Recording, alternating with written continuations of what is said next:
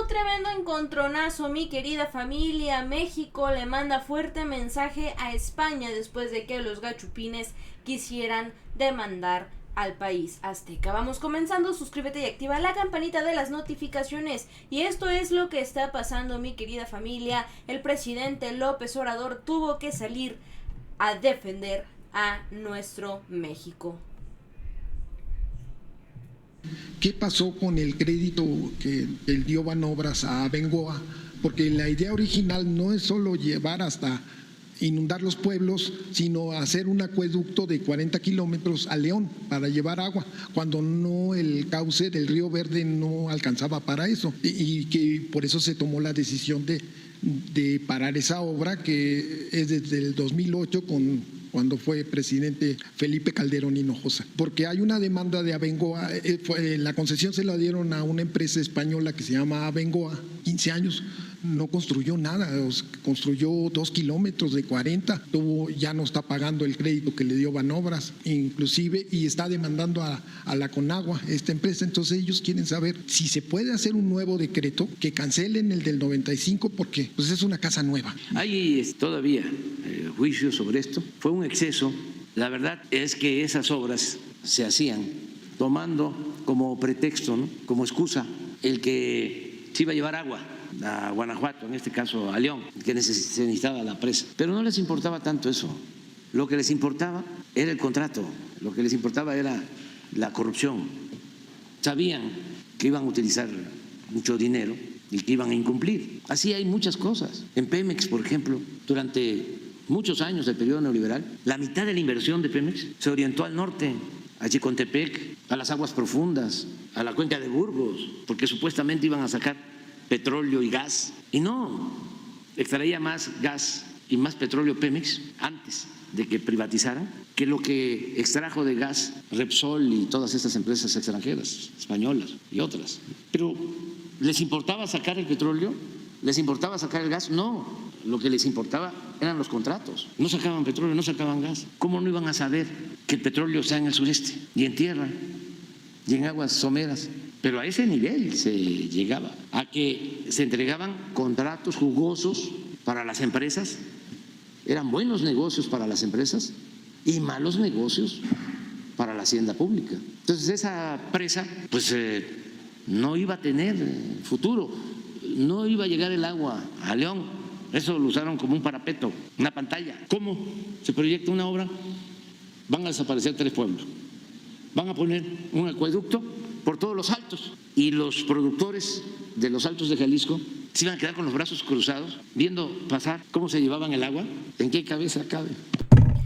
Y es que, mi querida familia, así es como se acostumbraban a hacer las cosas durante el periodo neoliberal: estarse fregando, estarse torciendo a las y los mexicanos para estar beneficiando a empresarios pues nacionales, pero si se podía extranjeros, todavía mejor para pues estos corruptos neoliberales. Estaban vendiendo nuestro México, estaban vendiendo nuestra patria sin importarles lo que estaban llevándose, lo que se iban a llevar, lo que se llevaron en muchos casos entre las patas, que es el bienestar de las y los mexicanos. Y esa debería de ser la prioridad de cualquier gobierno en el mundo: velar por el interés, por el bienestar, por la prosperidad del pueblo que están representando. Si no, pues qué chingados hacen queriendo ser gobernantes. Sigamos escuchando, mi querida familia, porque esto no para aquí y se sigue poniendo bastante buena la cosa.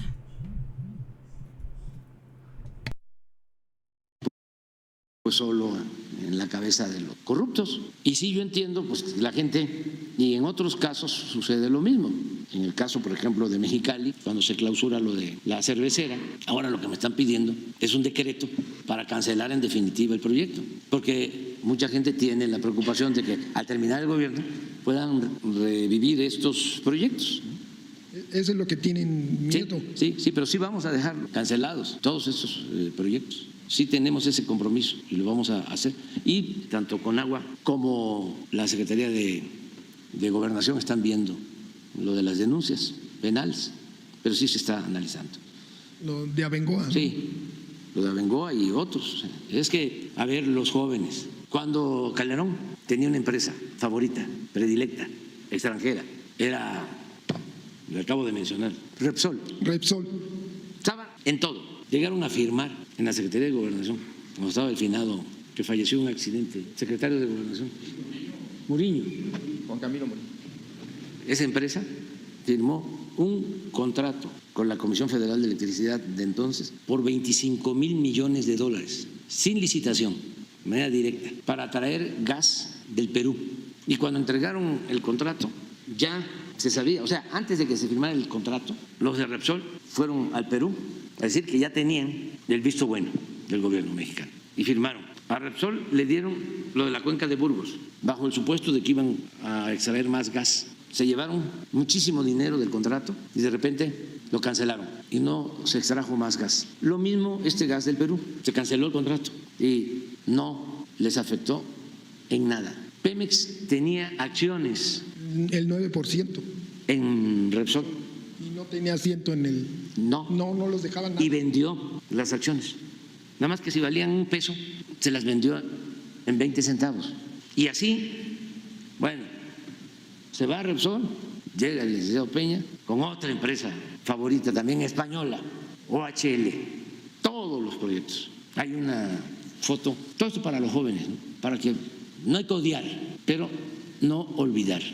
Eso que dicen, ni perdón, ni olvido. Perdón sí, olvido no. ¿No tienes una foto donde el director de OHL, que había estado de secretario, creo que de Energía, del Patrimonio Nacional, con López Portillo, y luego se convirtió este señor Oteiza, va porque los buscan a los políticos, hablábamos de eso, ¿no? Y terminan como gestores, asesores. Muchas empresas tienen políticos que les ayudan en las relaciones públicas y también políticos que les ayudan en relaciones gubernamentales y les pagan muchísimo. Pues eso es lo que hicieron con Calderón y eso hicieron con Zedillo. Zedillo se fue de consejero a las empresas extranjeras ferrocarrileras a las que les entregó los trenes de carga del país, las vías férreas. Pero miren, esto es esta imagen. Le está reclamando, pues al menos así aparece, José de Andrés de Oteiza, fue secretario del gobierno de López Portillo. ¿Mande? Sí, cuando era Patrimonio Nacional, ¿no? Y empresas paraestatales, con López Portillo. Y luego lo contrata OHL de España y él era el gerente, el presidente del consejo. Y le ayudan al presidente Peña y él los ayuda cuando estaba de gobernador en el Estado de México. Y luego llega a la presidencia y es esta foto de ese entonces. ¿De qué año es? O a lo mejor es en campaña. Ya era. Es un evento de presidencia. Sí, pero miren la arrogancia a un presidente. ¿Cómo? Ah, exactamente. Emilio Lozoya, que fue después director de Pemex, trabajaba en OHL. Recordar que el presidente Juárez separó el poder civil del poder eclesiástico, porque a Dios lo que es de Dios y al César lo que es del César. Eso lo llevó a cabo el presidente Juárez, la separación de estos poderes con las reformas liberales.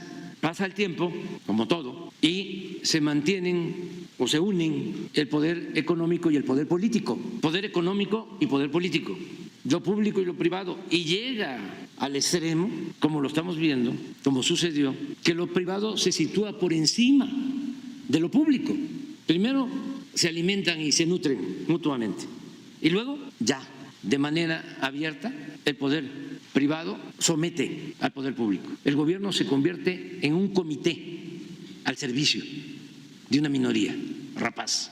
Por eso un migrante en San Quintín, en la campaña, me dice, vamos a ganar, pero no olvide que así como el presidente Juárez separó el poder público del poder eclesiástico, ahora lo que se necesita, urge, es separar el poder económico del poder político y que el gobierno represente a todos, a ricos y a pobres, y que sea independiente, que no esté subordinado, sometido. Y eso en esencia es la democracia, porque lo otro es oligarquía, es el poder de una minoría. Entonces, ¿qué pasaba? Eran las empresas y los influyentes los que dominaban. Entonces, eso no era sano para nuestra república, para nadie. Hablaba yo de don Antonio Ortiz Mena y en sus memorias menciona de que era necesario, imprescindible, la participación de las empresas y que se facilitara en México la posibilidad de que las empresas hicieran negocios lícitos, pero agregaba, procurando que obtengan utilidades razonables, que no atraquen.